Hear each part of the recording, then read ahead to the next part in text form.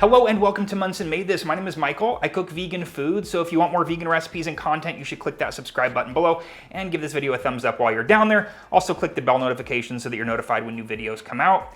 Today's recipe is super easy. It is a butternut squash bisque en croute, which means it has a delicious puff pastry top on it.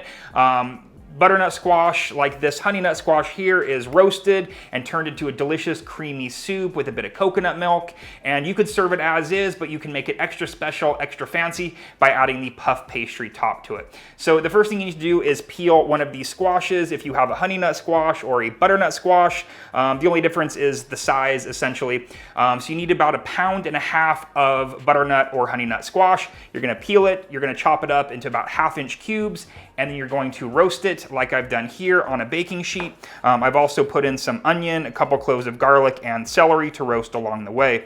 Now, 1 pound of that is going to be blended up into the soup, and then I have about 1/2 pound remaining, which is just gonna be added to the soup at the end so that there's a little bit of texture. This has already been roasted, 400 degrees for about 35 minutes.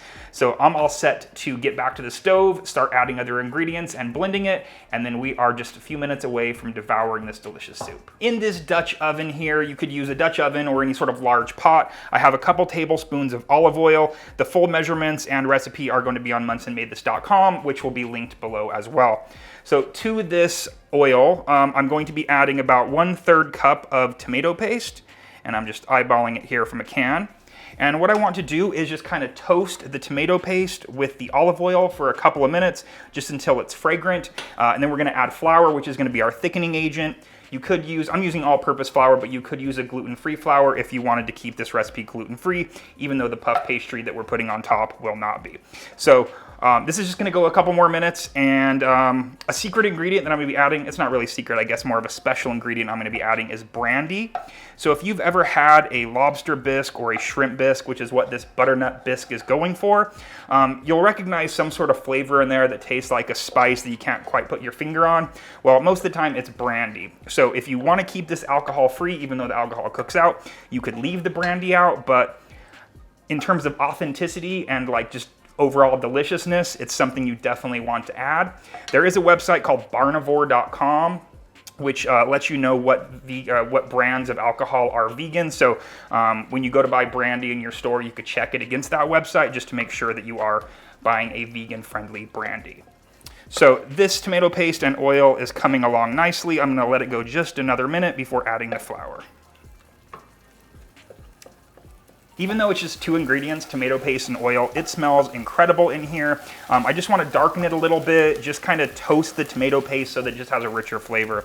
Now I'm going to be adding in my all-purpose flour. Again, if you wanted to make this gluten-free, you could use whatever gluten-free flour that you like.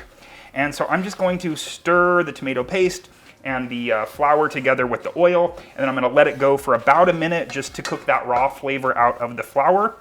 And then I'm going to be slowly adding in some vegetable broth. Now, I've already made this vegetable broth using just some vegetable flavored Better Than bouillon. You need about 4 cups of broth. So whatever your favorite vegetable broth is, you could use this. I like their vegetable flavor for this, but you could use a vegan chicken broth, or I don't know, whatever broth you like will work. All right, it's gone a fair amount of time. Now we can start adding the broth. And I'm gonna add it slowly, just a little bit at a time, so that I don't develop any lumps. It's probably gonna be inevitable that I will have a few lumps. Be careful, it's hot. But we wanna try to work out as many lumps as possible. I'm gonna be using an immersion blender today to blend up my squash into the soup, so if I do wind up with some lumps, that'll help me work those out.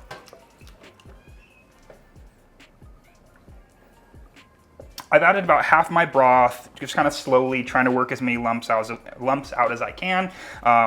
Not doing the best job. I'm sure there's other tricks and tips to get lumps out, but I still have a few, but I'm not too worried about it. Now, if you did not have an immersion blender, you would want to use the other half of your broth with the squash in a blender so that you would be able to blend this or puree the squash up nicely. But since I'm gonna be using an immersion blender, I'm just gonna put my squash in directly at this point, and I'll be adding a little bit more broth.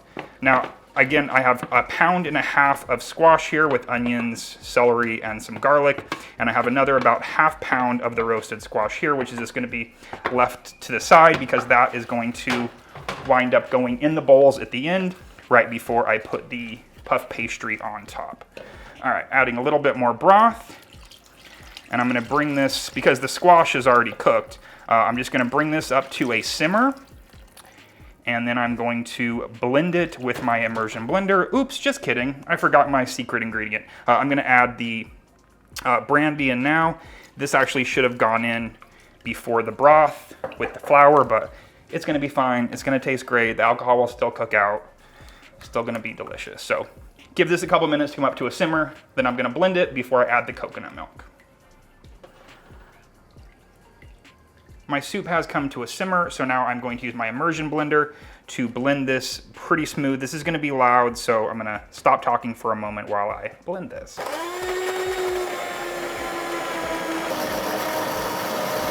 I'm gonna taste this soup at this point, mostly just so I can see the texture of it and just see how the seasoning is. We're still gonna add coconut milk though.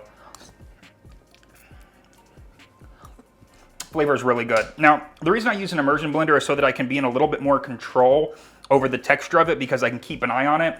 So if I want there to be just a little bit more texture, not completely creamy, that's one of the benefits of this. Also, another benefit is that I don't have to take this pot of hot liquid out and try to pour it into a blender to make it work.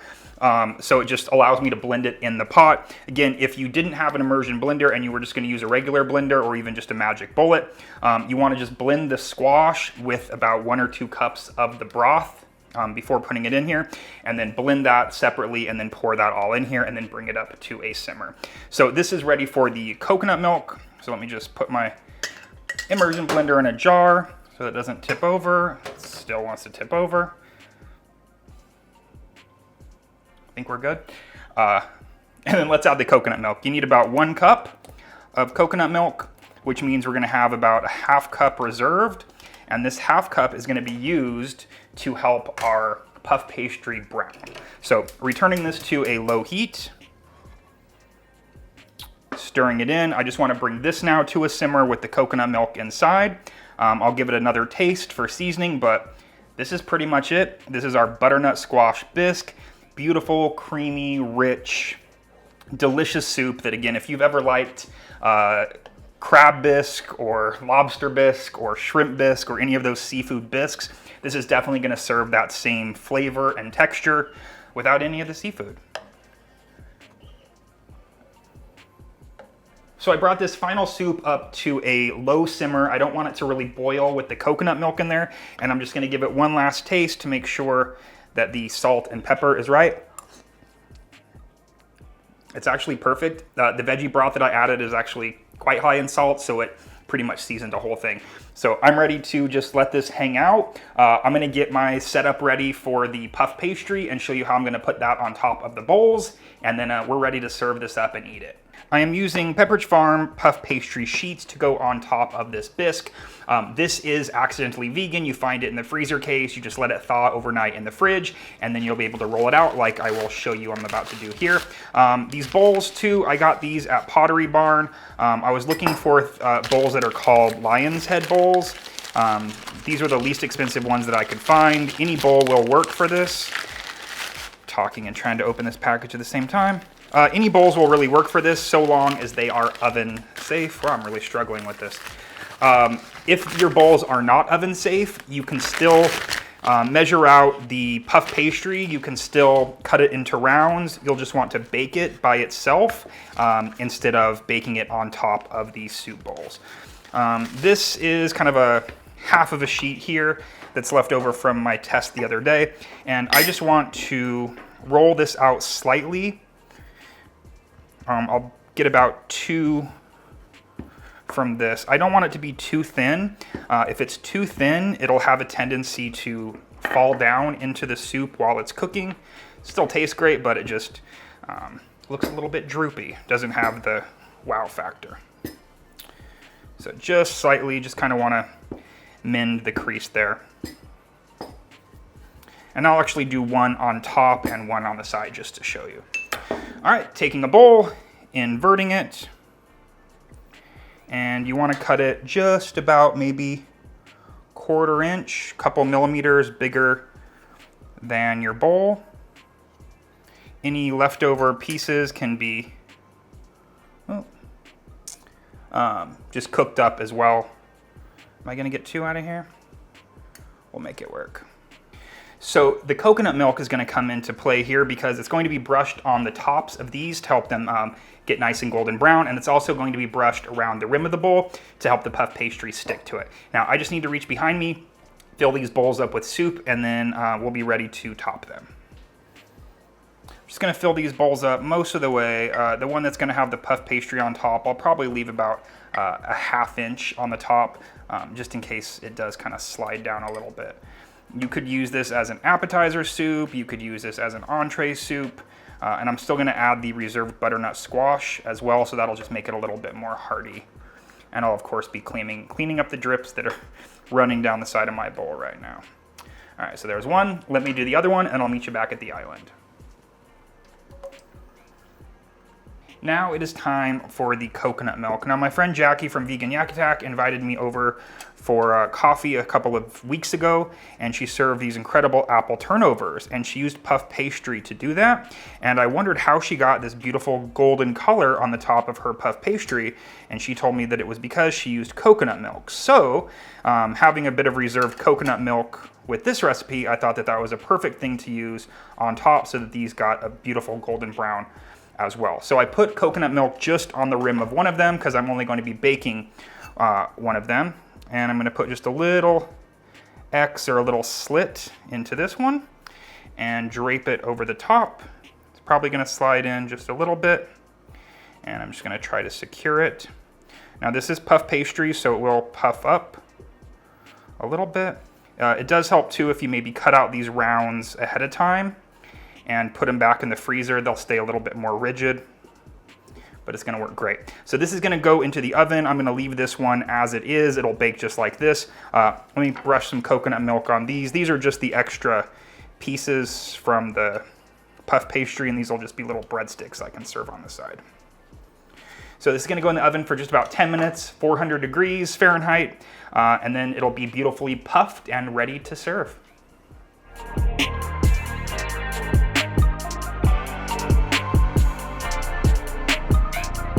The soup with the puff pastry is already in there. Now, because if you maybe didn't have an oven-safe bowl, you would want to do this on the side. So I'm going to bake this disc just as it is so that it can just go on top after, again, if you didn't have oven-safe bowls. And these are just going to fit in the oven as well, so they cook up just like a nice breadstick.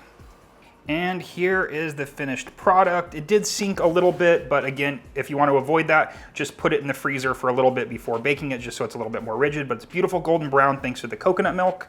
There's only one last thing that I want to do. Get rid of those hot pads, and I just want to add a little bit of fresh chive to the top, just for a little bit of green, a little bit of color, and I'm just using my scissors to do that. It's completely optional, but it's just all going all over the bowl or into the center. That's fine. This one, I just set it on top of the bowl. So again, if you didn't have oven-safe bowls, you just set it on top at the end, and it's just like it baked like that. Also, the breadsticks look beautiful. Those will be nice to dip in there as well. And I've still forgotten to put in the squash that I reserved. So this is just the squash, like about a 1/2 pound of squash. This should have gone into this bowl before it baked, and it should have gone into this bowl before the top went on, but it is still going to be delicious. So I'm ready to crack through this and give this a taste.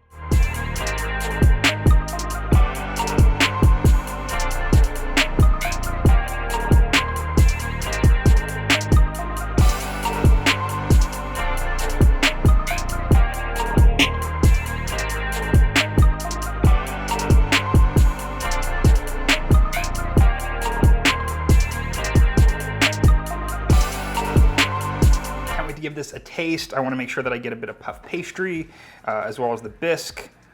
Smells incredible.